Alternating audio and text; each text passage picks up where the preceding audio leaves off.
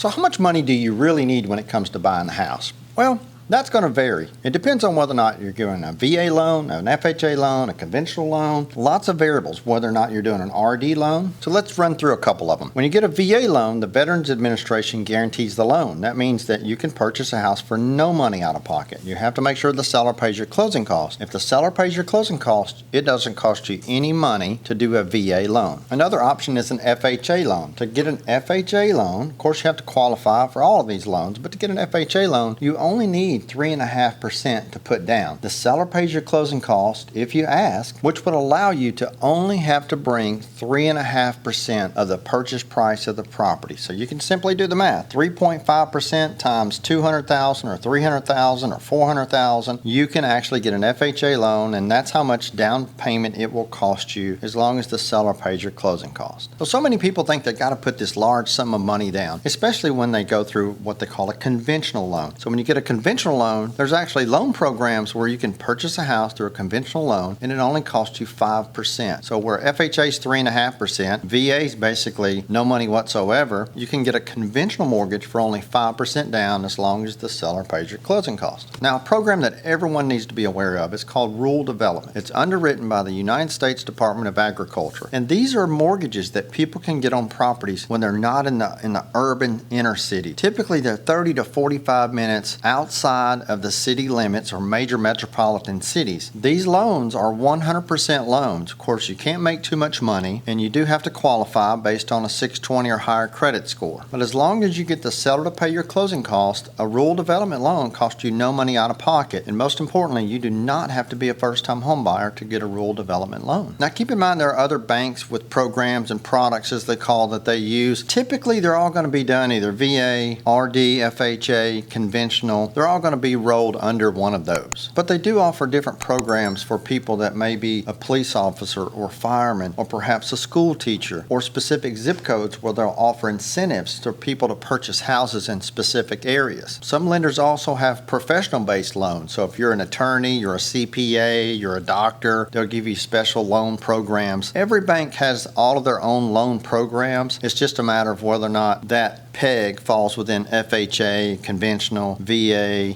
RD. But the big thing to know is you can purchase a house for as minimum as 3.5% down with FHA. If you qualify for RD, you can purchase a house for no money out of pocket. If you go conventional, it's 5% down. If you get a VA loan, it's no money down. All of which these programs, if you ask the seller to pay your closing costs, 99.9% of the time they will pay your closing cost for you. That way, the money that you put down is going towards your down payment. So for example, if you would purchase a property with FHA with 3.5% down, the closing cost on all of these loans are going to run you anywhere from 3 to 3.5%. So it doesn't matter the amount of the loan. It doesn't matter whether it's conventional, VA, RD, FHA. Your closing cost is going to run you anywhere from 3 to 3.5% depending on what state you're in. And the reason why that varies is it really depends on whether or not the seller pays for the title policy or you, the buyer, pays for the title policy. You always want to make sure there's a title policy on the property, which will ensure that there's no back taxes, liens, encumbrances on the property. And Lord forbid something was amiss, somebody comes knocking at your door, they can't